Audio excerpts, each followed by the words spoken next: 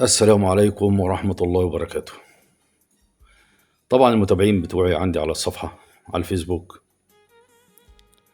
عارفين ان انا بحب الاهلي قد ايه، وبعرض نفسي للمساءلة القانونية اكتر من 100 مرة. لو في اي حد اساء لاي فرد في منظومة النادي الاهلي انا بطلع ارد بفيديو ووشي صوت وصورة. مرتضى قبل كده كان هيحبسني واحلف برحمة امه في قناة الحدث ان ما هيسيبني، وبكرة كان هيقدم في النائب العام ليا حاجة فيا يعني، والحمد لله ولا قدم ولا عمل. كل ده ليه؟ عشان النادي الاهلي. انا ما بدات ان انا هاجم كابتن محمود من بعد من اسبوعين، بعد حمد حمدان ما ضاع من النادي الاهلي. وناس كتير طلعت وحمد حمدان مين ومش حمد حمدان مين. يا جدعان ما تحجروش على رايي. انا عارف ان حمد حمدان كان هيلعب في 3 4 اماكن في النادي الاهلي، كان هيوفر علينا كتير، كان هيوفر علينا عمرو الجزار. انا ده رايي، وانا باخد حاجه ولا في الصفحه بتاعتي انا باخد بستفاد منها حاجه؟ واحد يقول لي انت بتعمل عشان الريتش ايه يا عم الحاج؟ وانا بتاع ريتش؟ انا قاعد بكلمكم وانا على السرير، لان انا تعبان وما بقربش اقعد فتره كبيره. فبدات ان انا هاجم كابتن محمود، بس ما شتمتوش. ففي واحد زي الحاج حسن مثلا، كل كلمه اقولها على الصفحه يطلع يقول لي مش عارف انت محمود طاهر ومش محمود طاهر ايه؟ محمود طاهر ايه؟ انا بشجع الخطيب من سنه حاجه و70، من حاجه و70. مين ننسى الكابتن محمود لما نزل اخر ربع ساعه هو وطاهر الشيخ في ماتش 4-2 بتاع الزمالك؟ انا بعشق النادي الاهلي، والكابتن محمود ليه معزه خاصه عندي. بس انا لما لقيت في بطء في الصفقات، هو يعني انا دلوقتي يعني عارف لو الزمالك اللي هياخد بطوله غير بيراميدز، اقسم بالله الزمالك لما ياخد بطوله اغلبيه صحابنا زملكاويه واهلاويه، ما يكون صاحبي وما يكون زملكاوي ببقى فرحان، ببقى انا فرحان له حتى لو انا متضايق. لكن بيراميدز كل ما انت تروح تشاور على صفقه ياخدوها منك، وتخلي شويه عيال سماسره يعلموا علينا. وفي من الزملكاويه بيشجعوا معاهم، الزملكاويه مش اللي هم الناس المحترمه، في برضه في الاهلاويه في ناس محترمه وفي ناس لا، ونفس القصه في اي جمهور.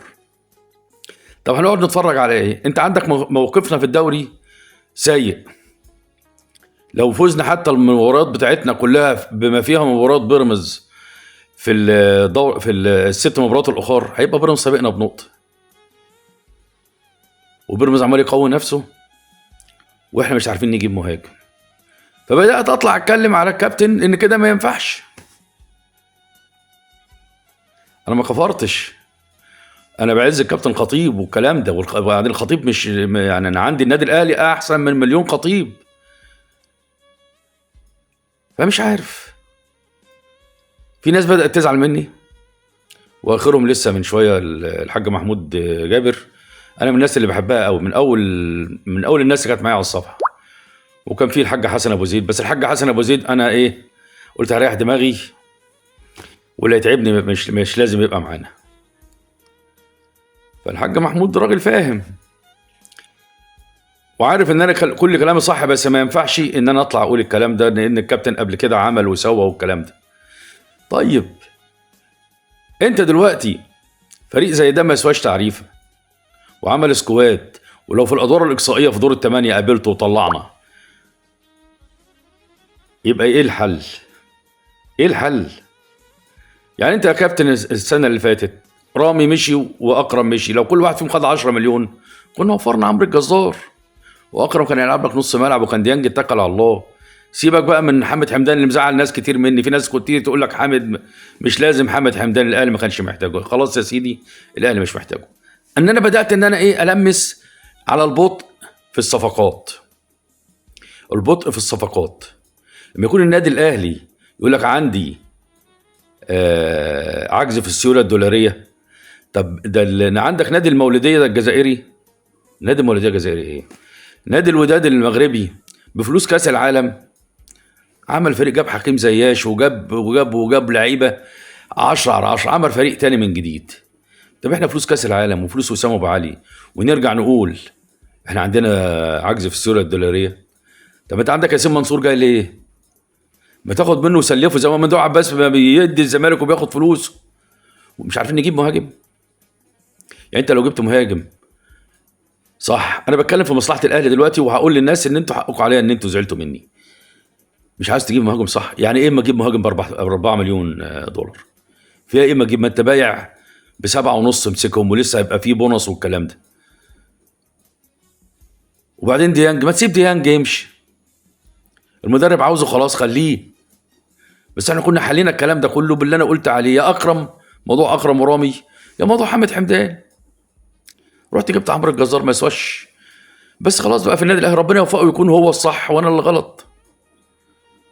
هو هادي رياض يخلص، وده هادي رياض 25 مليون يا كابتن محمود، عاوز تقسط فيهم ايه بس؟